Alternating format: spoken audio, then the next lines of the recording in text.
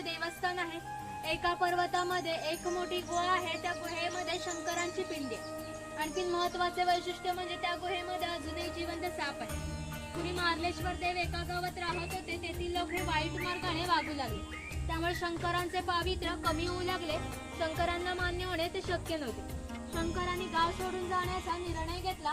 मकर संक्रांतीच्या आदल्या रात्री ते गावाबाहेर पडले। गावाबाहेर या चर्मकाराचे घर होते। चर्मकार गरीब पण श्रद्धाळू आणि नीतिवान होते। शंकराने कोणत्या जातीपातीचा विचार न करता या चर्मकाराला मशाल दाखवण्यास विनंती केली आणि चर्मकाराने सुद्धा अतिथी देवोभव समजून मशाल दाखवण्यास सुरुवात केली। शंकराने आज ज्या ठिकाणी मार्लेश्वर आहे त्या ठिकाणी गेल्यावर आपले खरे रूप प्रकट केले व या चर्मकाराला दर्शन दिले व त्याला सांगितले की यापुढे मी याच ठिकाणी राहणार। या गोष्टीला जवळजवळ 500 वर्ष होऊन गेली, परंतु शंकरांच्या मूळ गावातून दरवर्षी संक्रांतीला पालखी बाहेर पडते।